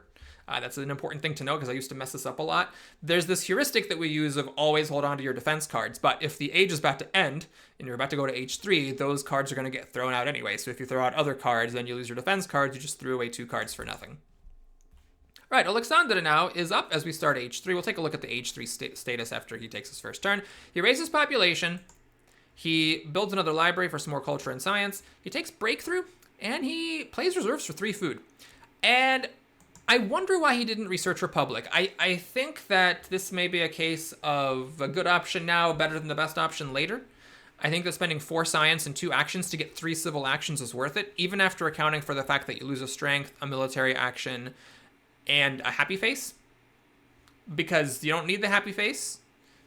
You're okay with the military action because you have the warfare. And you can... you know, get another government later, there's a really good chance that 3 extra actions, including 1 net action this turn, because you spend 2 to get the Republic, and then you get 3 immediately, so you get back your 2 with an extra 1. I really think that just like getting that down and getting an extra action this turn and 3 for however many turns it takes until an H3 government shows up was worth it. Because now he's going to be stuck on 4 actions for a while if all of the H3 governments are a little bit later in the deck, and I don't think that was worth the risk. I would have rather risked, oh no, losing 4 science will screw me, than like, oh no, I'm stuck on 4 actions because none of the governments are showing up. Alright, so Matil plays the frugality, gets a worker, raises up his last farm, so his economy is mostly fixed. The science is a bit low for H3, but he's got a fixed economy, great culture, he's in great shape. He makes another knight, so now he actually has the rocks to make a swordsman and have 2 conquistadors, but thankfully he doesn't get that 7 strength boost this turn because he's out of military actions. He grabs engineering genius to maybe help build an H3 wonder and a revolutionary idea for some more science, which he does need. That's great. I will just say what I always say, which is that, you know, cavalryman is right here, and maybe that would be worth taking to deprive it of your opponents, and also to give yourself the opportunity for H3 tactics. But because that's the only H2 tactic, or only H2 red card that he would have, I can see why he maybe didn't want that. Because then he would still have to get another red card from H3, and he would have to have a tactic to work with the cavalrymen and that card, so I can see why he maybe didn't want to do this. Alright, so Gandhi is up, plays an event. It's Iconoclasm, and this is just insanely lucky. I put this in here, and I was waiting for it to show up, but it actually could have shown up in Age 2, and that would have been disastrously bad, because then my opponents would have gotten to keep all their leaders. But it shows up basically as soon as it can in H3, which I think is hugely lucky, and I won't say who wins this game, but I will say that for my standing, whether it's to get first or second or third, that Iconoclasm being right there plays a huge role in me not getting a lower place than the one that I got. Because Matil lost Gaudi, which is 3 culture per turn. Gandhi lost Catherine, which is a military action and 2 culture. Alexander lost Cook, which is 3 culture per turn. All my opponents lost 2 or 3 culture per turn and other benefits. All I lost was Robespierre, which is a military action and the ability to revolt that I might not even want to do because I have just a system with Kanman, which is totally fine, and strategy. So with that, I'm just like completely fine with my actions. I lost basically nothing and my opponents lost a lot, and that's a huge, huge deal. Now, Gandhi decides to make a really interesting turn here. He just takes and plays Einstein as well as upgrading a lab. Now, Einstein's not bad. It gives him 2 science per turn and 3 culture whenever he researches a tech, but I think this may have been a bit of a knee-jerk reaction to losing the leader. I don't think he would have done this if he still had Catherine. It was like, oh, I lost my leader. There's only 1 leader available. Let's just get it. I think 3 actions, 4 to play it because there's no leader to replace. I think that was a bit much out of a 5-action turn. I think here it would have made more sense to do something to avoid corruption, like raising population. It would have needed to be, what, just 2 times? Because, yeah, 3 plus 1 is 4. Or taking cavalryman so that you can get shock troops, and maybe you're like a rockets away from getting any tactic that you want. Taking patriotism to help in the future. Just anything to like help build your economy and improve your position. I think that for 4 actions, Einstein doesn't do enough because it's just 2 science and 3 culture per turn-ish if you expect to research 1 tech per turn. I don't think that's quite worth it. But that's just my opinion. He passes the turn here. He's got the only leader in the game, and then it's over to me. So I take a cavalryman because I really, really want it now that I have the hussars. And as we've learned, the hussars can take you all the way to the end. So I've got, my military problems finally fixed. I research the cavalrymen. I make a worker. I build another temple to get another worker, essentially, after I raise my population again. I play Wave of Nationalism for 7 rocks, thanks to Silk Road and being last. And now, with 6 actions worth of setup, I have 10 rocks. The Silk Road extra does matter, and I can make 2 horses and play the hussars and actually go at the front of the pack for once. So now I'm feeling really good about my chances. Thanks to my opponents being kicked in the nuts to the tune of 2 or 3 culture per turn, my culture actually is competitive, and so I'm okay on culture. I have the most actions. All my economy is fine. I even have a little more than iron thanks to the Transcontinental Railroad. And I actually thought I had a decent chance of winning this game. Like, I needed a lot of luck to get there. But, I gave myself credit, self-centered as it may be, for at least not being worse enough than my opponents that I can take advantage of the luck that I was offered. For my last action, I grabbed journalism so I can research it, get culture and science, and, maybe get Hollywood for a big payoff. I would need a little bit of help. I would need like Chaplin to really make it worthwhile. There is unfortunately no Marlene and no Fleming, so there's no other worker besides Chaplin that would help with the Hollywood, but it's a possibility, and I figured it was good to just have a way of getting more culture without necessarily relying on opera, because at this point I don't need any more happy faces. All right, I still didn't play Justice System, so now I've thrown away a couple of actions now, saving science. I think it's a mistake. Like, yes, maybe I'll be sad that I lost the science, but I think, throwing away 2 actions is worth 7 science when you're making 7 science per turn and have a whole big stash of it saved up. Okay, Alexander grabs the mechanized agriculture to improve his food further, and he just goes all the way with the food. It's a little of an interesting turn because he's passing on the cavalrymen. He is a little bit behind just because of his actions. Had he taken cavalrymen, he would have had all 3 red cards from H2, and he might have been able to try to get back into this game through a military path. But fundamentalism is being let go here, and so maybe he could do communism and get a bunch of military actions and then try to build up a military. I'm not sure that this food is really relevant here. He basically goes from 2 food from that second farm to 5, so that's a 3 food increase. But 11 food, okay, let's him make 2 workers, but if he had 8, he could still make 1. I think that would have been worth getting the cavalrymen this time. It's also worth noting he didn't actually have to do the mechanized agriculture. He could have just not done mechanized agriculture and just researched fundamentalism now. But of course, with irrigation, he would have started running into a worker shortage, like immediately, because irrigation was already basically defunct. So it makes sense that he would get the food this early in H3. It's the top card of the H3 deck. I think that cavalryman just should not have been overlooked. But all right, it is Matil's turn. Without Gandhi, Matil plays the Constitutional Monarchy to fix his actions, gets another swordsman for another 7 strength, 1 more conquistador tactic, plus another swordsman. So now he is the strongest. He raises population, builds another theater to keep pushing culture, grabs the tanks in case, it's useful. And there is a hussars here that he sees from me now, so he could upgrade to tanks. 2 tanks with hussars is, what is that? It's 10 plus 5 is 15 strength for 2 workers, which is pretty darn good deal. So pretty nice grab for him. Grabs urban growth. And he takes architecture.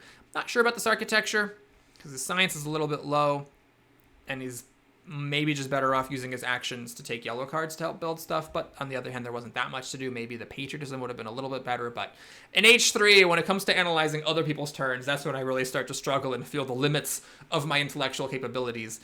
For all I know, this is a perfectly fine move. All right, so Gandhi's up. He's now the second weakest player. We get the politics of strength. So Matil gets 5 cards, and Alexander loses his next draw. Gandhi grabs the multimedia, researches it. He spends 2 tokens from the Louvre, so he loses 2 culture per turn, but then he uses it to make an H3 library, so now he has 3 culture per turn, and he also gets an extra 3 science, plus another 1 from Einstein, so he can now start to do the science thing. Now the problem is he's getting 12 per turn, but he doesn't have the actions to really go crazy getting technology, so he really needs a government. But he doesn't take the communism. He is a bit short on happy faces. He grabs engineering and the fundamentalism. So it actually makes a lot of sense. He can research this next turn, fix his actions a bit. He gets 1 more compared to the monarchy, get 2 more military actions, 6 more strength, and he can afford to lose some science, so I think it's a perfectly reasonable play. And then we pass the turn. So on my turn, I have a very important decision to make. What's my game plan here? I could try to do a military thing. I have strategy, I have cannon, I could take modern infantry, but I don't have a tactic. And what I decided to do here is just go for culture. This is a choice I make a lot because I'm often scared to go for military. But I think, you know what? I can win this game on culture. And that has backfired against me many times, many times. But that doesn't stop me from doing it again. I decide to take... Okay, I play an event. It's the freedom of movement. And I do something weird here. Yeah, I turn a lab into an opera.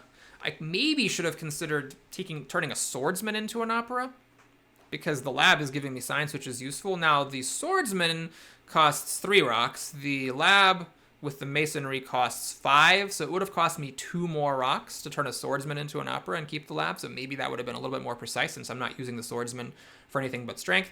And I grab the Gandhi here. I take Gandhi. I actually go for fast food because the fast food chains is just worth more culture to me than Hollywood, and Hollywood is worth less to my opponents than fast food. Fast food is like for anybody basically just, 20 culture.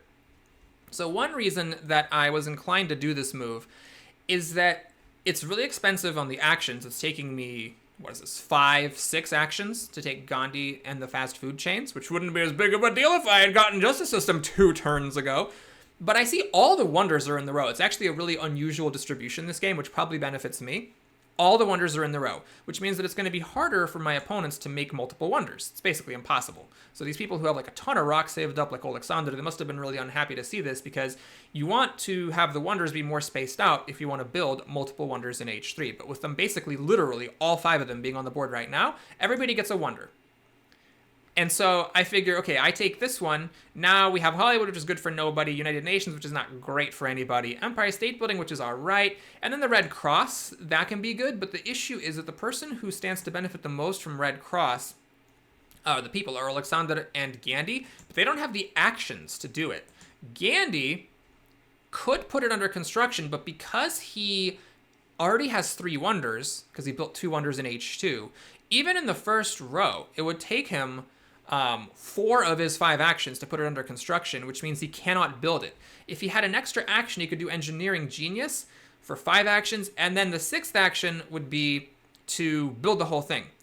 He could get that action by doing Fundamentalism, but he doesn't have enough science to do Fundamentalism and Engineering Genius. He doesn't have enough science for that, so he is just 1 action short of being able to get this huge 30 culture payout from the International Red Cross plus the 2 or 3 colonies that Alexander has. 2? Yeah, so it would have been a 32 culture payout, but he doesn't quite have the ability to do it. So the way I see it is, none of these wonders are that good for anybody. Fast food chains is the best wonder here.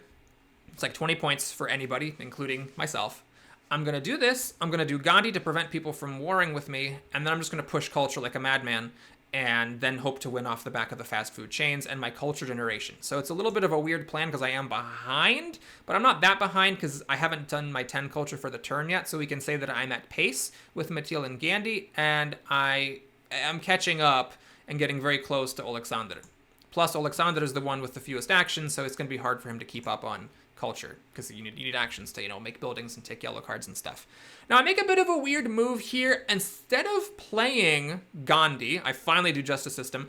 I take Patriotism. Now, if I'd done Justice System last turn, I could have taken Gandhi and played him and taken the Patriotism. But I decided to do this just to be a little bit cautious. I want a little bit more Shadow Army. Is it worth 2 culture to take this Patriotism? Probably not.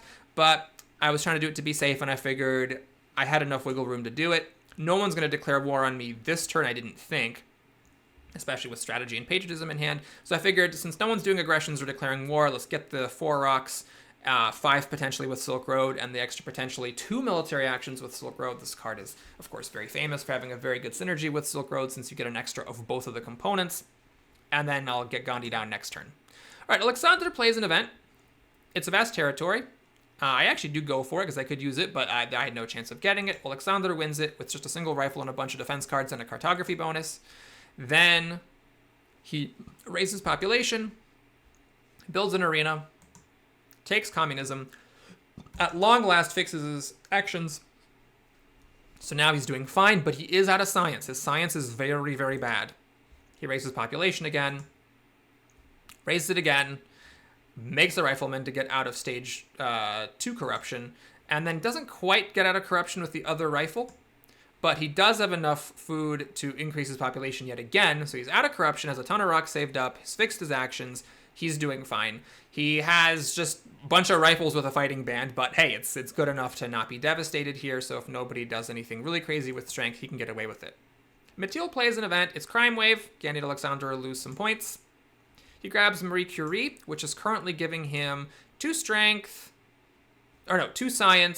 1 strength, and 2 points. A nice combination of things. A good rebound from that Gaudi who died to the iconoclasm. He gets the Empire State Building and uses the stage 2 engineering genius to build it right away while he's leading on 2 things and gets the 18 points. But notice now there's 3 other wonders that he could have maybe used. Okay, maybe not so much the Hollywood in his case, but the United Nations or even the Red Cross. But because they're already here, there's just no way that he would have had the actions to use them.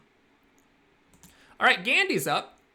He plays the fundamentalism and is able to get the Red Cross. And notice, if he had just 1 more action, or if he... Oh, never mind. Even if he had had the science for engineering, he still wouldn't have had enough actions. Because, yeah, fundamentalism is only a total of 6 actions. So 4 to take this, 1 to research it, and then 1 to play this. He wouldn't have had enough. But if he had an extra action to begin with, he could have spent 4 to do this, 5 for engineering, and then built the whole thing. And that would have been a huge swing. It would have been a ginormous swing. As it is, he just grabs the movies, which makes sense. He can research it later and build it. And not making this now doesn't matter, because whether he makes a stage now or not, next turn, throughout this turn, his opponents will each be able to build a stage of this wonder. So next turn, he'll be able to make 2 stages of it and, get a little bit ahead of his opponents, 12 ahead, plus the 2 colonies that are out in Alexander's hands, but that's not as much as, 32 that he could have gotten if he could have built the whole thing himself. Flip of Ravages of Time, I don't think I put this in, and this is great. So Alexander loses the Acropolis, which gives him an extra culture, but 1 less strength, and he loses the government bonus, which is fine because he just got it out in time. Gandhi loses Roman Roads, which is great because the Roman Roads was already giving him 2 culture, so this is not giving him anything. I, however, get to crumble my pyramids. I still have 7 actions thanks to Justice System, and I'm getting 2 extra culture, and now it's time to push. So I play Gandhi, I get the Air Forces to build my Shadow Army, I raise population, I disband a swordsman, and we're going to go crazy here. I'm going to research journalism, make another opera, and make another journalist, because I'm now out of urban building limit with my H2 government, so I can't make more operas, but I go for journalism. My culture is through the roof. Okay, it's not through the roof. It's high. I would think 19 is not through the roof. We've seen through the roof levels before, and I don't think this quite qualifies, but it's higher than anyone else's. I am now ahead on Gandhi, and it looks like I'm behind Mathilde, but that's not true, because Mathilde's already built the government that Mathilde is going to get. All the other wonders are gone. So Mathilde gets no more wonders, but I still have not used mine. So I'm actually ahead of Mathilde, even though it doesn't look like it.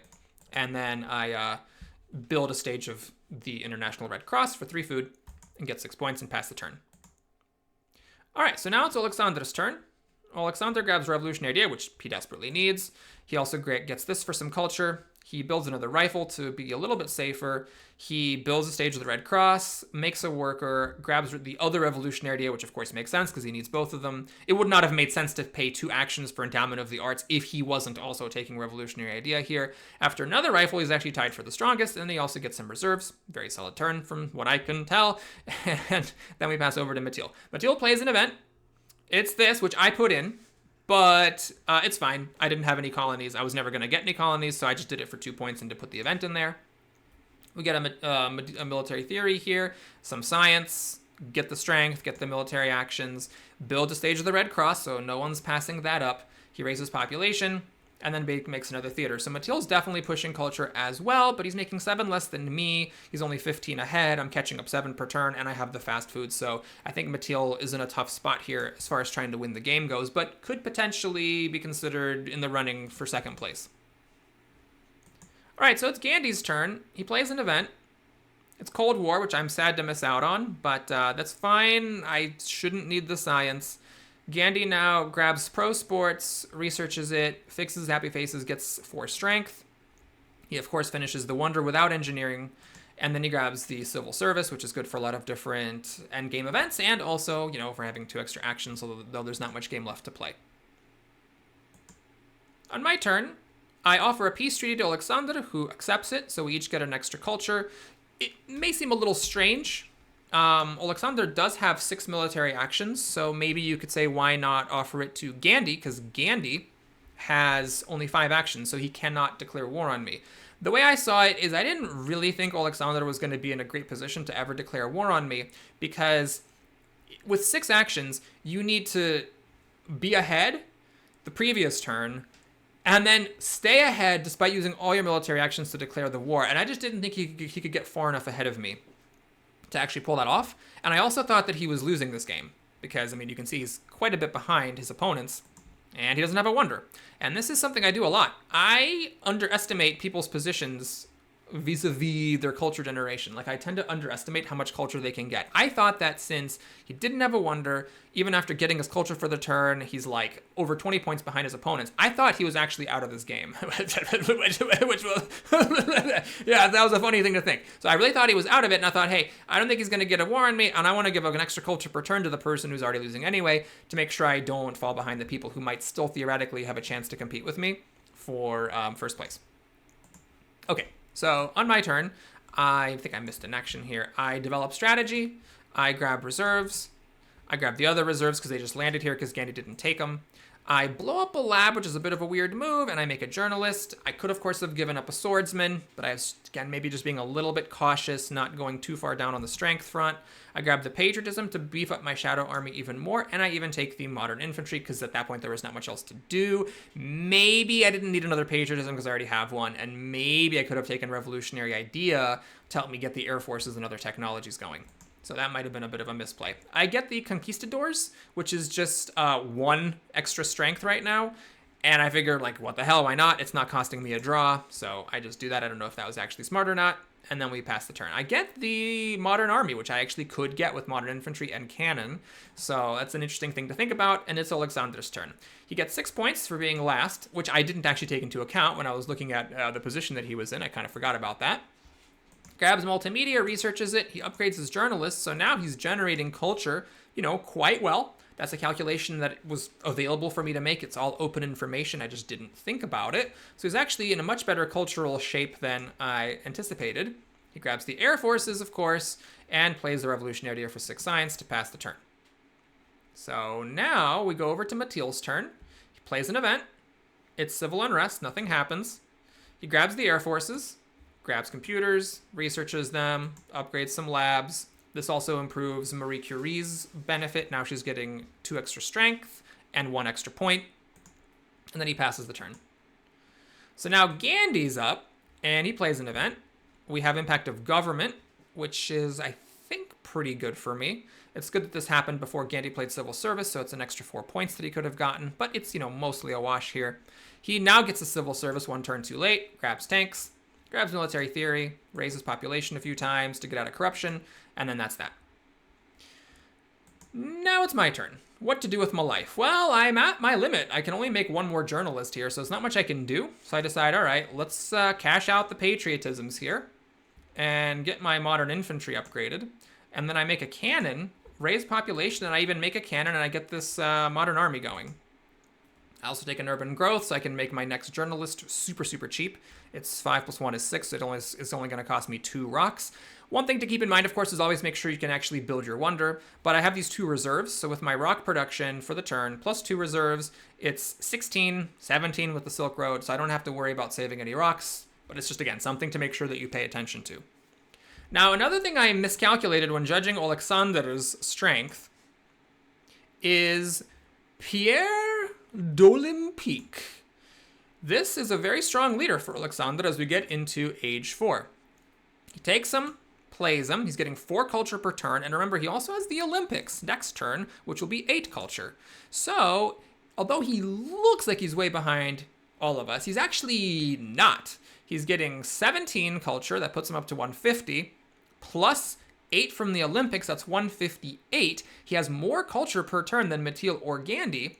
So he's actually basically in the running with all of us except not me because I have the fast food chains and I was pretty sure at this point that I would win the game. But I'm talking about this a lot because it ends up mattering a shocking amount. The fact that I completely miscalculated, if you look at it, Alexander is in it. He's in it to get second place, if not to win it.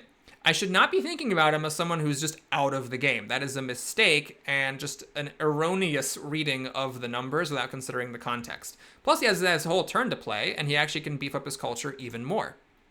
After raising population, he makes another arena, which is 2 culture. He raises population again, builds another arena, which is 2 more culture, so now he's getting 8 culture from these arenas, which is crazy. And he gets the efficient upgrade, which will make it possible for him to upgrade an extra journalist next time. Now, it costs from 3 to 11 is 8. So to do 2 of them is 16. He doesn't have enough. Oh, he does have enough for that. He costs 16. 3 plus 7 is 10. 10 plus 8 is 18. So you can actually upgrade both of these libraries next turn. So he's actually doing, let's be clear, completely fine. Completely fine. Maybe not winning the game because of my fast food chains, but he's doing completely fine on the culture front. But I was thinking of him as being completely out of it, having no chance to win. All right, refugees pops up. It's kind of sad. I have an empty bank, so I don't get the extra worker, but I do get 3 culture. Alexander loses 3 culture. Mathilde grabs democracy, researches it, grabs movies, researches those, and then he can upgrade a couple of movie theaters. He upgrades them all, actually, and there we go. He's got a nice 22 culture finish and is up to 189 culture. Gandhi's up, plays an event. It's Impact of Harmony. This one's pretty much a wash, if not a total wash, because we all get 20. Is this the one where we all get 20 points? Yes, indeed. Yes, indeed. So it's a total wash. And Gandhi researches the military theory, gets another library, makes another knight, gets the satellites. None of this stuff really matters. And he just sits on 3 actions. All right, so on my turn, something very important happens. I have this impact of colonies that I drew, and an impact of technology. Now, the technology is really bad for me. I've only researched 1 age 3 technology, so I obviously don't want to do that. Colonies, well, Mathilde has no colonies, Gandhi has no colonies, I have no colonies. The only person who ever got any colonies was Alexander, who got 3. Now, you might say, well, you're not going to play an event into the deck to give 9 points to Alexander, especially since, by this point, I already knew that Alexander was going to win the other game. He was just absolutely obliterating us. But in this game, for some reason, I was looking at it going like, oh, he lost. He's in 4th place. That's not even remotely true. He's going to get 8 culture, go to 179, plus 21 is 200. He's like completely fine, like a little behind, like a teeny amount behind, but he's like totally fine and completely in the running with Mathilde and Gandhi for 2nd place.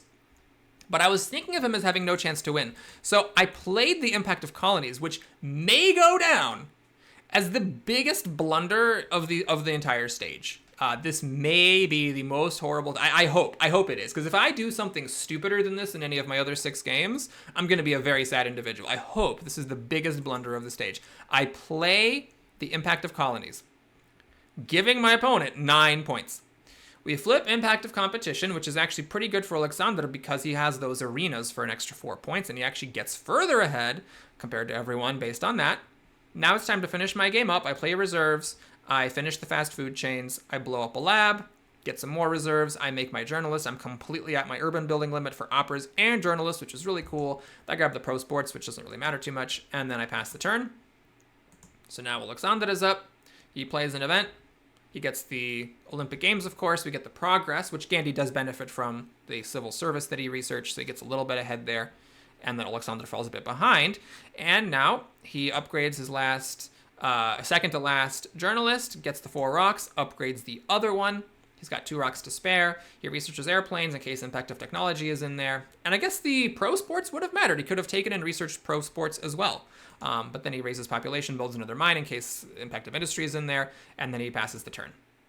So now we go into the scoring, and that's when I look at it, and I'm like, it's not as close as I thought. In fact, Alexander enters the scoring ahead of Mathilde by 4 points.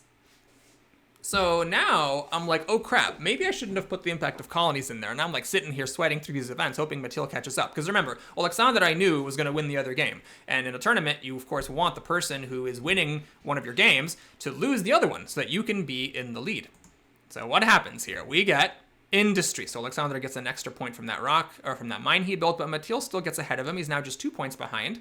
We get science. This is a good one. Alexander only gets 5. Both of his opponents get ahead of him, and Mathilde wins it. So now Alexander is in last behind Mathilde with a, buffer of 8 points. So I'm feeling pretty good about it. We get the impact of strength, which Gigachad Gandhi wins. And that gets Alexander really far behind because he actually ended in last. This is good. He's now 13 points behind Mathilde. Next event up is the impact of culture, which I don't even win. Alexander wins that one, but it's okay, because he still ends the game in last place. Except for the impact of colonies that I put in, and we go whoop, whoop, whoop, whoop, doop, and Alexander gets second place.